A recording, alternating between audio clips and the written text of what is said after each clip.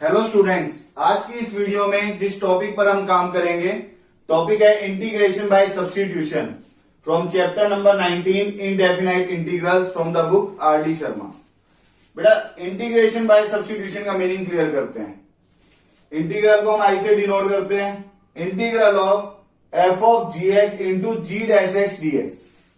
मतलब ये है बेटा, आप ये देखो फंक्शन का इनपुट एक अनदर फंक्शन है। जैसे हम साइन एक्स का इंटीग्रेशन जानते हैं, क्योंकि साइन एक्स का integration minus cos x plus C का मतलब क्या है, साइन का इनपुट लीनियर है।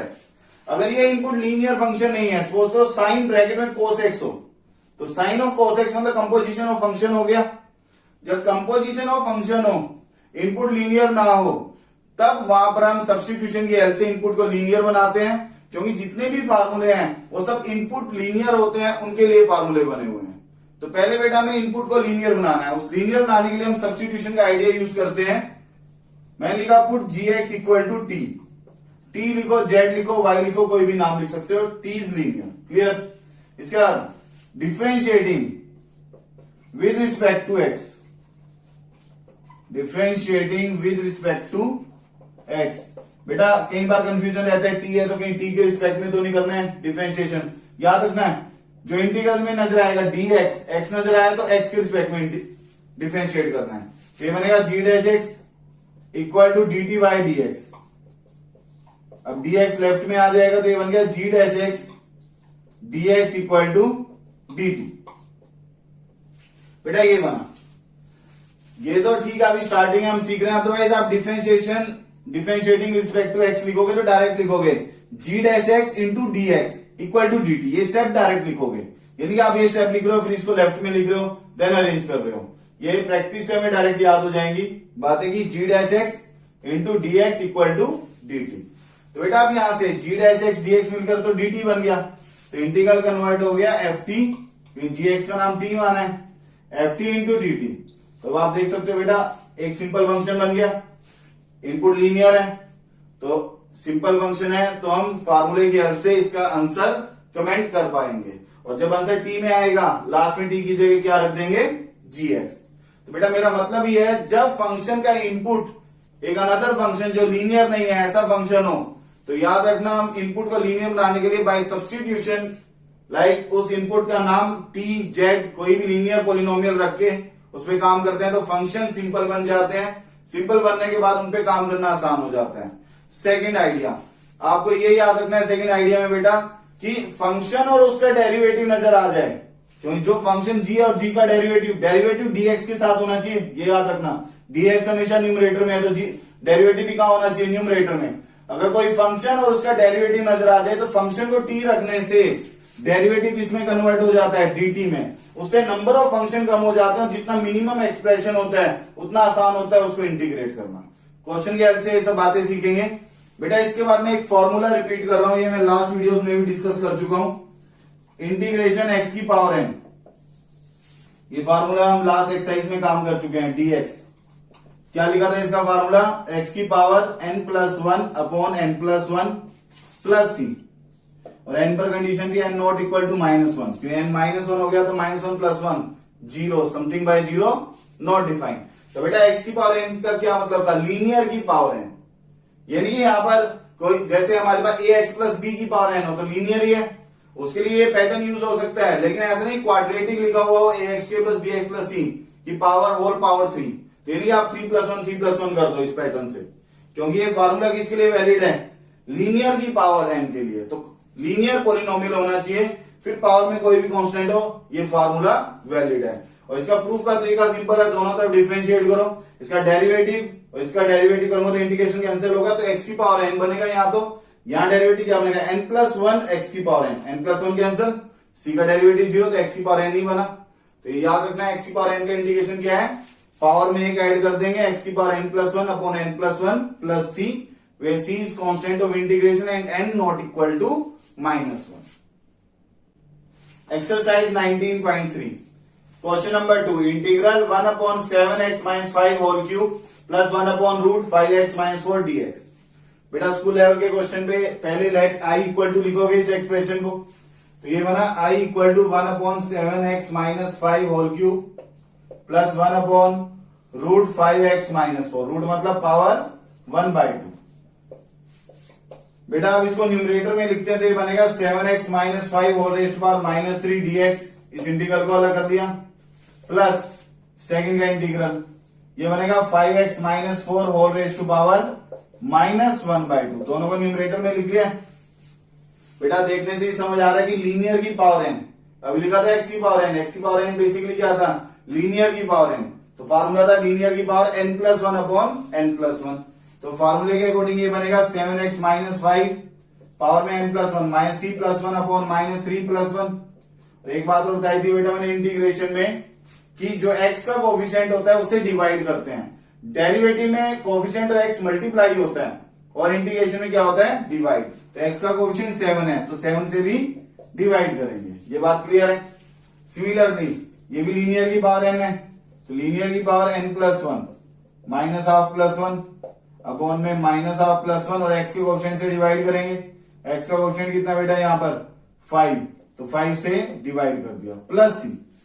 एक भी इंटीग्रेशन सोल्व किया तो प्लस c लिखना शुरू करेंगे। तो ये बन गया बेटा -2 into 7 that is -1/14 7x minus 5 whole raised power -2। ये कितना बन गया यहां से +1/2, तो ये 5/2, तो 2 न्यूमरेटर में आएगा 2/5 5x minus 4 raised to power +1/2 plus c, where c is constant of integration. बेटा हर क्वेश्चन में आप c का मीनिंग लिखोगे, that is required answer.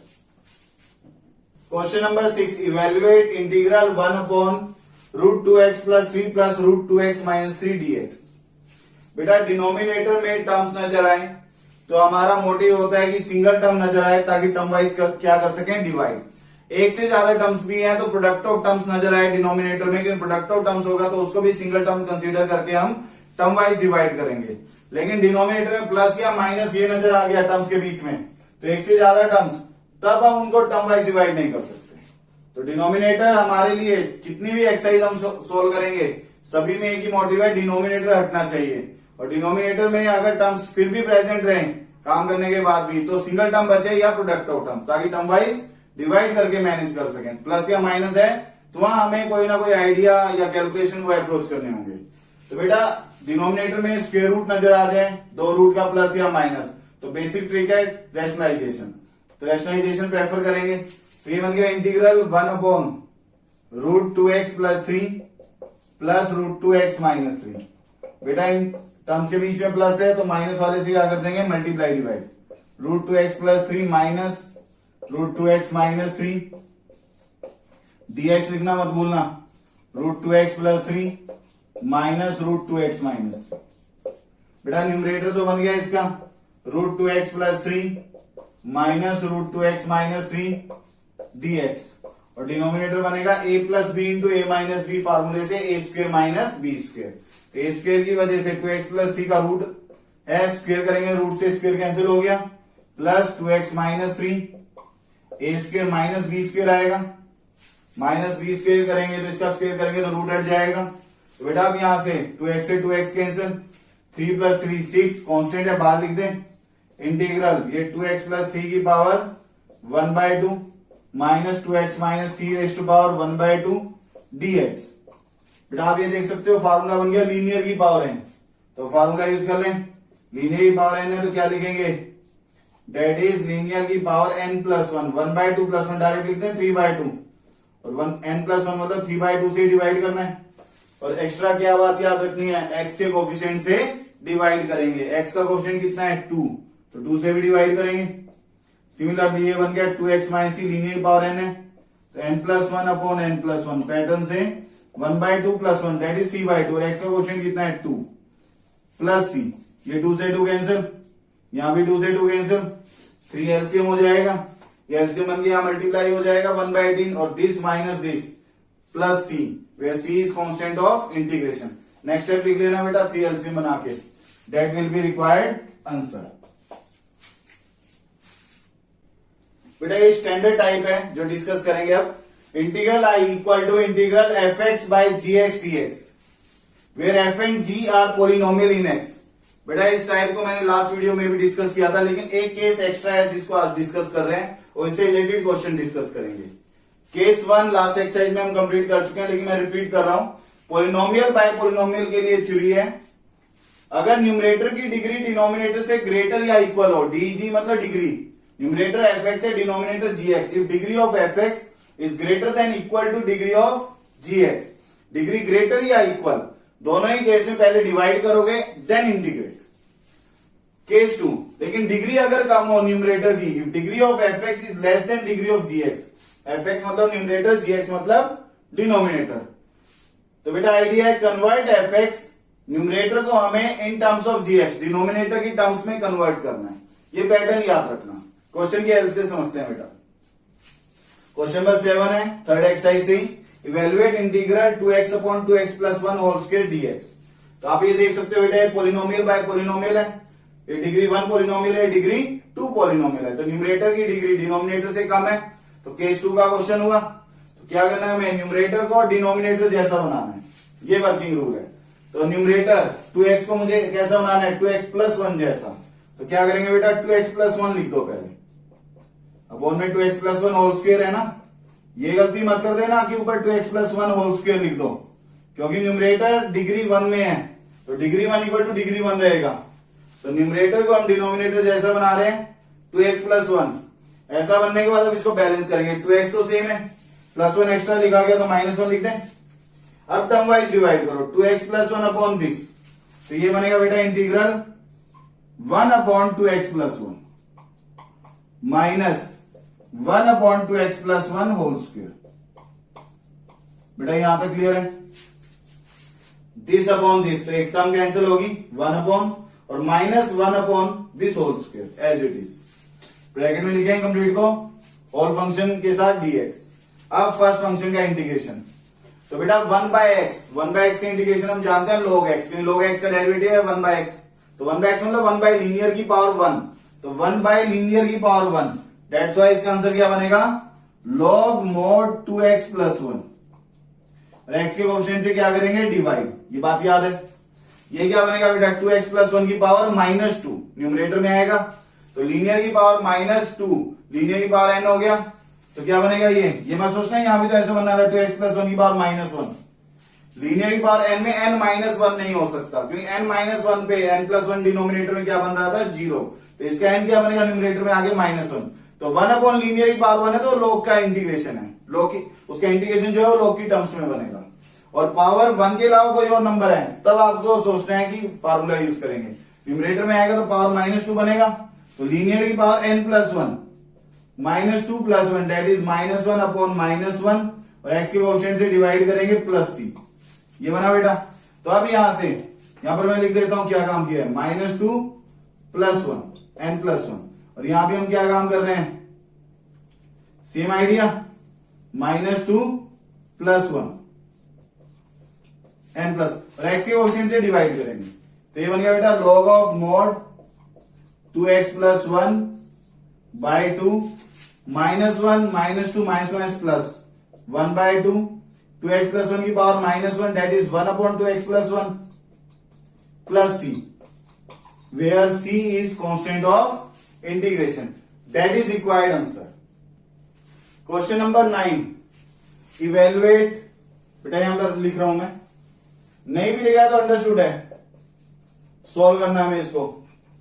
Evaluate integral sine X root 1 plus cos 2x dx, integral का नाम आई लिख लिया बेटा, पहला आइडिया तो फार्मूले की हेल्प से sine x 1 plus cos 2x का फार्मूला हम जानते हैं 2 cos स्क्वायर x, 2 का रूट बनेगा sine X as it is, और cos स्क्वायर का रूट क्या होगा, cos। बेटा नो डाउट स्क्वायर से रूट कैंसिल होता है तो मोड आता है, लेकिन इनडेफिनाइट में आप डायरेक्ट स्क्वायर से रूट कैंसिल करोगे, जब डेफिनाइट इंटीग्रल पढ़ेंगे, जब डोमेन मेंशन होगी तब मोड के आइडिया पर हम काम करेंगे कि प्लस साइन रहेगा या माइनस। बेटा साइन इंटू कॉस का हम फार्मूला जानते हैं, 2 sin x cos x is sin 2x, तो मैंने क्या किया, 2 से multiply divide, 2 sin x cos x, √2/2 that is 1/√2, इसको बाहर लिख दिया इंटीग्रल से, और that is sin 2x। Sine के इंटीग्रेशन का हम फार्मूला जानते हैं minus cos x plus C. तो साइन का इंटीग्रेशन क्या बन गया बेटा, माइनस cos 2x, क्योंकि एंगल 2x है, और जो x का कोएफिशिएंट होता है उससे डिवाइड करते हैं प्लस सी, तो ये बन गया minus 1/2 cos 2x plus C, where C is constant of integration. बेटा फिर से मैं सोल्व कर रहा हूं इस क्वेश्चन को, क्योंकि एक आइडिया और डिस्कस करेंगे। मैंने यहां पर एरो बना दिया और लिख दिया, यहां तक तो काम सेम है। इससे फर्दर और क्या आइडिया सोच सकते थे। मैं इंटीग्रल आई पर पहुंच चुका हूं, i इक्वल टू √2 को बाहर लिख दिया, कांस्टेंट है sin x cos x dx। पहले तो यहां तक समझो, ये बात क्लियर है क्या काम किया मैंने। बेटा नो डाउट 2 से मल्टीप्लाई डिवाइड, ये पैटर्न तो हमने सीख लिया है, सिंगल फंक्शन में कन्वर्ट करके फार्मूला हम जानते थे।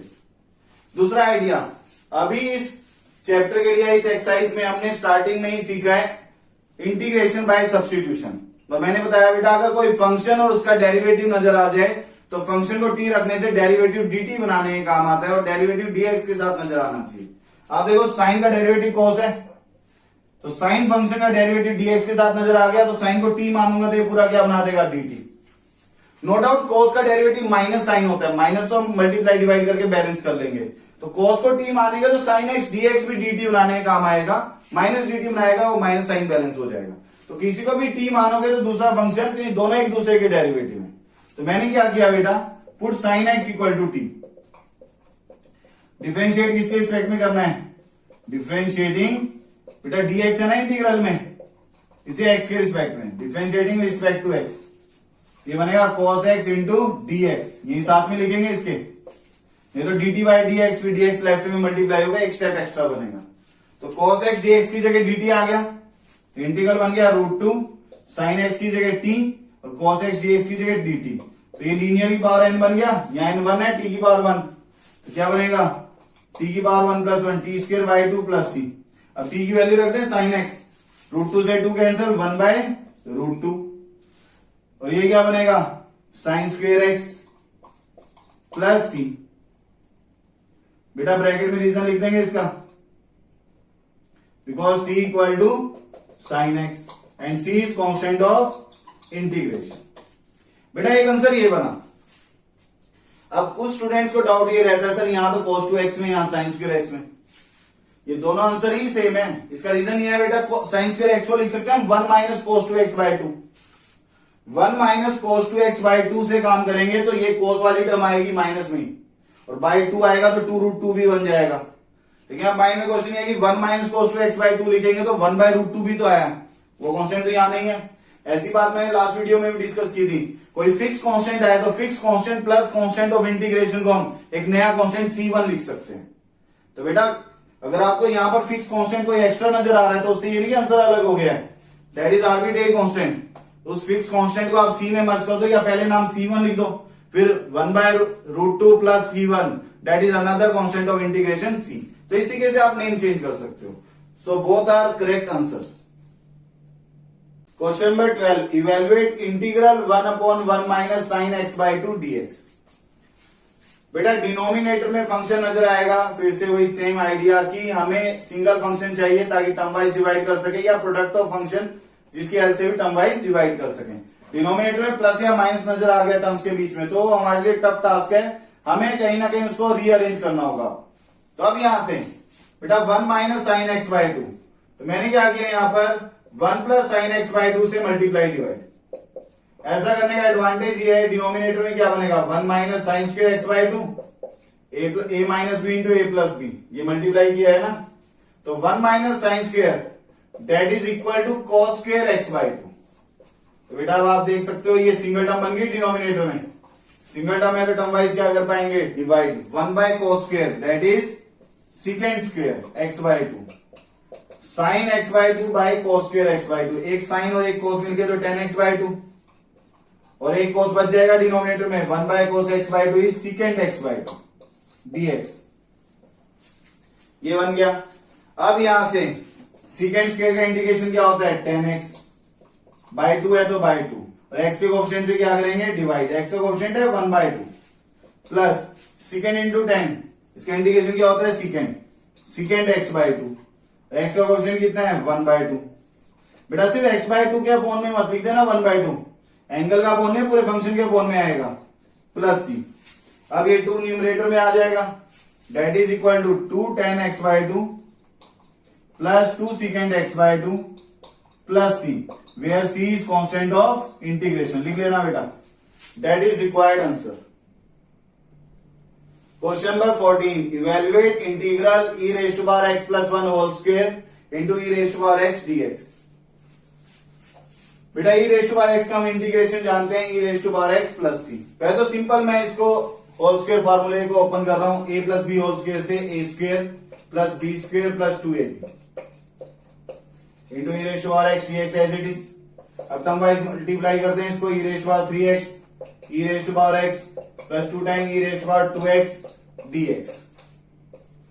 बेटा e raised to power x का इंटीग्रेशन है e raised to power x plus c, तो e की पावर में x मतलब लीनियर पॉलिनोमियल, यहां भी e की पावर में लीनियर पॉलिनोमियल है, इससे फार्मूला वैलिड है। तो e की पावर 3x, x का कोफिशिएंट कितना है 3, जो x का कोफिशिएंट होता है उससे डिवाइड करते हैं। यहाँ e की पावर x, यहाँ 1 है कोफिशिएंट तो 1 लिखो या ना लिखो अपॉन में, 2 टाइम e की पावर 2x अपॉन में कितना आएगा 2 plus c, where c is constant of integration. ये लिख लेना बेटा c का meaning, that is required answer. बेटा फिर से ये क्वेश्चन सॉल्व करेंगे, एरो बनाकर मैंने और लिख दिया। इंटीग्रल आई है e raised to power x plus 1 whole square into e raised to power x dx। बेटा फंक्शन और फंक्शन का डेरिवेटिव नजर आए तो इंटीग्रेशन बाय सब्स्टिट्यूशन से भी हम क्वेश्चन सॉल्व कर सकते हैं। आप देखो e raised to power x का डेरिवेटिव क्या है, e raised to power x dx के साथ नजर आ रहा है, तो e raised to power x को t लिख दें। अब इसके बाद डिफरेंशिएटिंग, मैं डिफ लिख रहा हूं बेटा, लेकिन पूरा लिखना है, diff is not a standard notation. Differentiating paper में आप कंप्लीट लिखोगे विद रिस्पेक्ट टू x, तो ये बनेगा e raised to power x dx that is equal to dt। तो ये पूरा dt बनाने का काम आ गया, तो इंटीग्रल बन गया t प्लस 1, बेटा इंटीग्रल की बात कर रहे हैं आप, t plus 1 whole square into dt।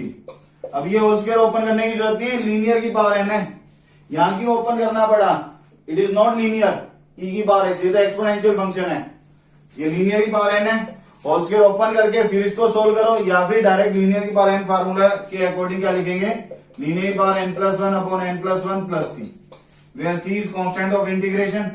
अब t की वैल्यू रख दें, t कितना है e raised to power x, e raised to power x plus 1 whole cube by 3 plus c, bracket में reason because t equal to e raised to power x, that is required answer.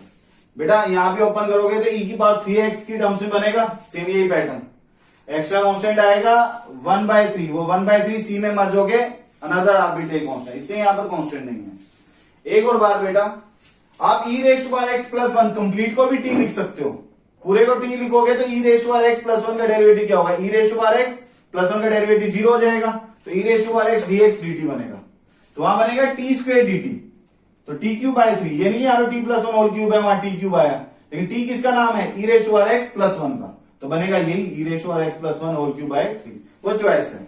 तो जब function और उसका derivative नजर आ जाए तो function को t रखने से डेरिवेटिव dt बनाता है, जिसकी वजह से सिंपल एक्सप्रेशन हो जाते हैं जिनको इंटीग्रेट करना आसान होता है। तो बेटा ये इस क्वेश्चन का रिक्वायर्ड आंसर बना। Question number 16, evaluate integral 1 plus cos 4x upon cot x minus 10x dx। बेटा कोई भी क्वेश्चन हो, डिनोमिनेटर हमारा मेन मोटिव है, डिनोमिनेटर नहीं होना चाहिए, हमें डिनोमिनेटर हटाना है, और डिनोमिनेटर में सिंगल टर्म हो या प्रोडक्ट ऑफ टर्म्स, ताकि टर्म वाइज डिवाइड कर सके। प्लस माइनस है तो आप पहले कैलकुलेशन की हेल्प से या फंक्शंस को अरेंज करके उसको सिंगल फंक्शन में कन्वर्ट करेंगे। तो बेटा आप यहां पर कॉट को लिखेंगे cos बाय साइन, और 10x is sine by cos। 1 plus cos 4x, ये फार्मूला है 2 cos स्क्वायर 2x का, half angle, because 1 plus cos 4x that is 2 cos square 2x। बेटा बेसिकली बुक में फार्मूला होता है 1 plus cos 2x that is 2 cos square x, तो 2x का half आता है 1x, 4x तो 4x का हाफ क्या आएगा 2x। अब यहां से ये एलसीएम बन गया cos स्क्वायर और ये sine square, 2 cos square 2x upon में cos square minus sine square upon में कितना आएगा बेटा, sine into cos, then dx। इस साइन इंटू कॉस न्यूमरेटर में आ जाएगा, 2 साइन कॉस, ये 2 एज इट इज, और ये डिनोमिनेटर न्यूमरेटर में आ गया, और ये cos square 2x as it is, then dx upon में cos square minus sine square. Cos square minus sine square किसका फार्मूला है, cos 2x का, ब्रैकेट में as a reason cos 2x equal to cos square x minus sine square x। बेटा ये formula use किया, तो बेटा इसकी हेल्प से cos 2x cancel, 2 sin x cos x, ये किसका फार्मूला है, sin 2x का, sin 2x ये क्या बना, cos 2x dx। अब 2 से मल्टीप्लाई डिवाइड कर दें, क्योंकि जो इसका थीटा है वो इसका थीटा है, 2 sin थीटा cos थीटा क्या होगा, sin 2 थीटा। तो 2 से मल्टीप्लाई डिवाइड, तो 2 मल्टीप्लाई किया 2 sin थीटा cos थीटा से बनेगा sin 2 थीटा, तो ये बनेगा sin 4x। बेटा सिंगल फंक्शन है, साइन के इंडिकेशन हम जानते हैं माइनस कॉस, तो ये बन गया 1/2 minus cos 4x whole upon 4, क्योंकि x के कोएफिशिएंट से डिवाइड करेंगे, तो आंसर बन गया बेटा minus 1/8 cos 4x plus c, where c is constant of integration, that is required answer. Question number 19, evaluate integral 1/cos square x into 1 minus 10x whole square into dx। बेटा इस integral को हमें solve करना है।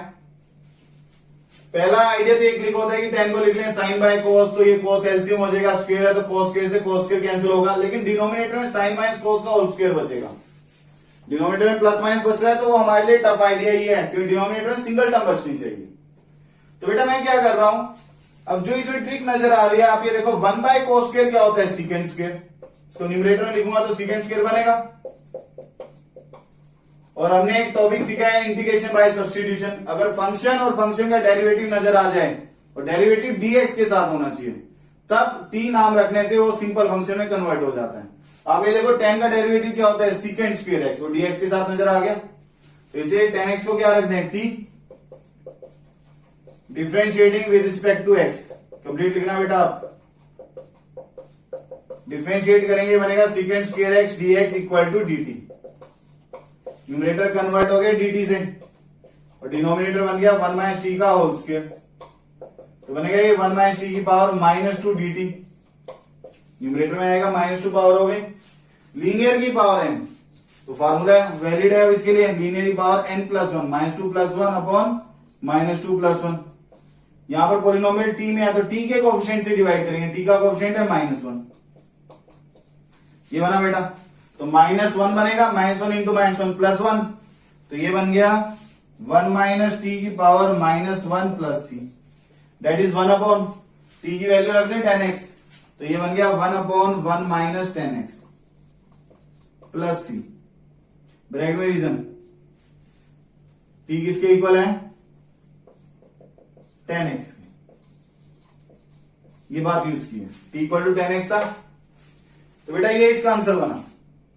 Answer में भी different form में भी हो सकता है, क्योंकि 1 को लिख सकते हैं हम 1045, तो 1 प्लस 10x से मल्टीप्लाई डिवाइड करके देन ये 10a plus B 10a minus B फार्मूले में भी कन्वर्ट किए जा सकते हैं, लेकिन इस आंसर को भी कमेंट करते हो, ये भी रिक्वायर्ड आंसर होगा। एक्सरसाइज 19.4, बेटा इस एक्सरसाइज में जो काम हम पहले सीख चुके हैं, टाइप लिखा था मैंने, एक integral fx by gx where f and g are polynomial, तो 2 केस डिस्कस किए थे, न्यूमरेटर की degree greater than equal to degree of denominator, then first divide and then integrate, और केस 2 था अगर न्यूमरेटर की डिग्री स्ट्रिक्टली लेस है degree of denominator, तब आइडिया लिखा था convert numerator in terms of denominator. इसी टाइप पर बेस है ये एक्सरसाइज 4।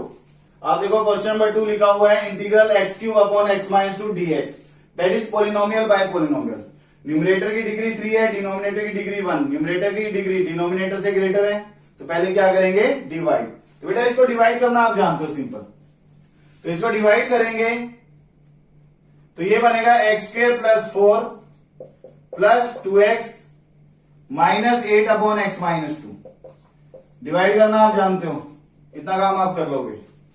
यहां तक क्लियर हो गया क्या लिखा, अब सिंपल है ये इंटीग्रेट करना, बेटा मैं सिंपल ये डिवाइड की बात कर रहा हूं, x³ यहां फिर x माइनस 2, या फिर आप ये भी कर सकते हो -8 प्लस 8, क्योंकि -8 को लिख सकता हूं 2 cube, a cube minus b cube, तो a cube minus b cube minus 8 plus 8, तो यहां प्लस 8 आएगा।